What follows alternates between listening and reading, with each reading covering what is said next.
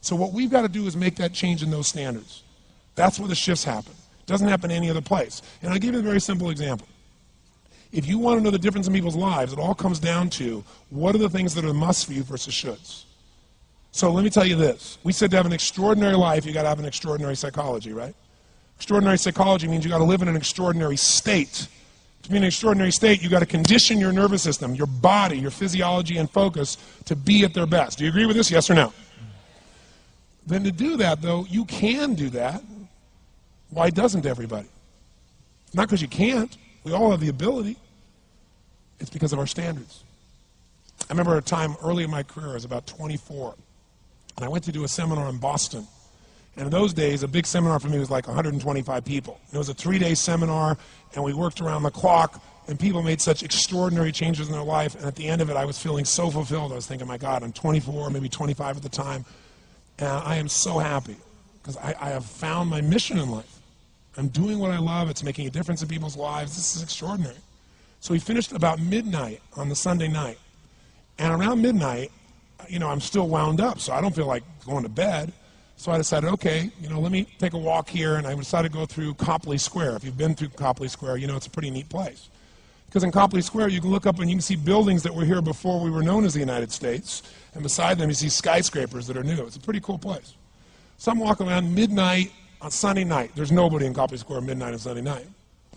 And I'm walking along, and I see this guy in the distance, and he's kind of stumbling back and forth between the gutter and the sidewalk.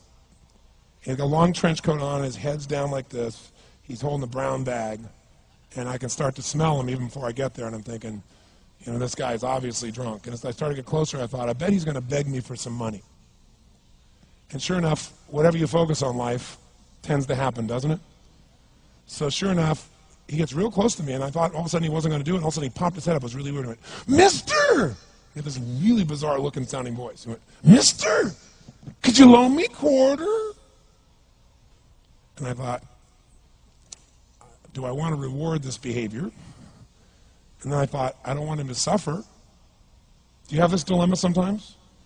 Like, I'm not here to judge. So years ago I finally decided I always just give. Even if the person's pulling a scam, that's for them to deal with. If I have the ability, then I give. And so I thought, but could I teach him something? So I asked him a question back. I said, is that all you want is a quarter? So he goes, yeah, just one quarter. One quarter changed my whole life. One quarter. I said, really? He said, yeah, one quarter. So I reached in my pocket, and I pulled out my money clip. And in those days, I was very young, just starting to succeed. And my original mentor was a man named Jim Rohn. I don't know, how many have heard of Jim Rohn? Anybody? Yeah, he's a great guy. And Jim told me, he said, Tony, look, you've come from a poor background. You got a poor psychology. You got to change it. He said, you don't have any money, so pretend you do. He said, start training your brain. Condition it. He said, go save all your money, get $300 bills, and put them on the outside of your money clip, even though you only have $5 in between them. So every time you put it out, you'll see that, you'll feel inspired, you'll feel better. He said, and you'll feel better, you'll do better. So I was like, okay. So I did. So I pulled my money clip, and sure enough, I got $300 bills down. I made sure he saw the bills. So I'm tearing through that, right? Looking in between there to see if I can find some change. But I made sure he saw it. Sure enough, he's looking at the $100 bills, checking it out. I find the quarter, I pull it out, take the money, put it in my pocket. I notice he's watching my hand going into the pocket. I took the quarter, and I looked at him, and I said, sir, life will pay any price you ask of it. And I gave him the quarter. And then something really interesting happened. He took the quarter. He looked at the quarter. He looked at me. He looked at my pocket. He looked back at the quarter, looked at me, looked at my pocket, looked at me again, looked at the quarter, looked at my pocket, looked back at me and said, you're weird. And then he shuffled on off like this, right? And I thought to myself, wow, what's the difference between him and me? I mean, I was 24, 25 at the time, doing what I love most, have my mission in life, and he's in his early 60s, drunk on the street begging for quarters. What's the difference? And I thought, well, maybe God's blessed me because I'm such a good person. I thought, oh, and he's such a bad person, that's such bull. And I thought, wow, maybe the answer to that question is what I just told him. Life will pay whatever price you ask of it. But you know what's interesting? You got to ask intelligently. In the Bible it says, ask and you shall what? Yeah, pretty good formula. You ought to look into it. But you know what? It says, ask and you shall receive, but I'm sure it meant ask intelligently. I'm sure that's what God meant. I'm sure he didn't mean bitch and you will receive. Whine and you will receive. I don't think that was the instruction. Now, if you were going to ask intelligently, there might be 5 elements of that. Number one, you'd have to ask specifically, wouldn't you? You wouldn't ask in a general way. People do that all the time. They go, I want more money. Fine, here's $1, get out of here. Very often, you're getting what you're asking for. You're just not aware of how general you're asking. Clarity is power. The more clear you are about exactly what it is you want, the more your brain knows how to get there. Your brain is a servo mechanism. It's like a bomb. Those bombs, those missiles, they have a servo mechanism. So if the target moves, it knows what the target is, it follows it. Your brain, when you condition it, knows exactly what to go for and it'll find a way to get there.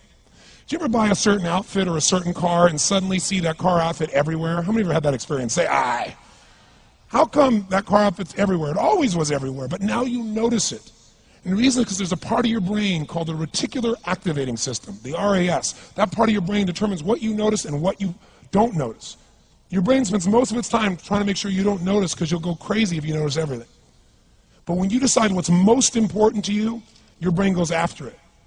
Everyone I know who's successful builds what I call an RPM plan. An RPM is built on the metaphor that the way to get from where you are to where do you want to go to the fastest is you got to build power, like in a car, RPMs. And the R stands for they know the result they're after. They know what they want precisely.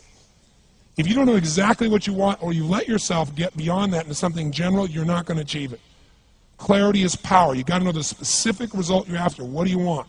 If you can't answer that question right now in your personal life, in your body, in your relationships, in your finances, in your spirituality, then you're not going to be as fulfilled as you want to be.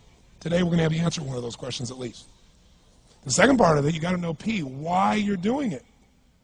Because you know what? You may get a big goal. Someone says, I want to make $1 billion. I want to bring peace to the earth. Why? Because as soon as you come up with a goal, all the obstacles show up. And unless you've got enough emotional drive to break through that, you're never going to discover what it really takes. So you got to get yourself past that. And the way to get past that is have enough reasons. Reasons come first, answers come second. This man did not know what he wanted. He did not have enough reasons. To ask intelligently, you got to ask specifically. To ask intelligently, you got to know why you want it, have enough drive to make it happen, enough juice to make it happen. If you don't have enough reasons, you will not make it happen. And the M is, what is your massive action plan? What is going to get you to actually fall through? Because the first plan's not going to work and the second plan's going to work, so you better have enough plans that if the first two don't work, you still got something else. Otherwise, you're going to be having excuses why it didn't work. So asking intelligently requires that. So if we're going to be extraordinary in our results, we've got to be in an extraordinary state. We've got to know what we want and we've got to go use it.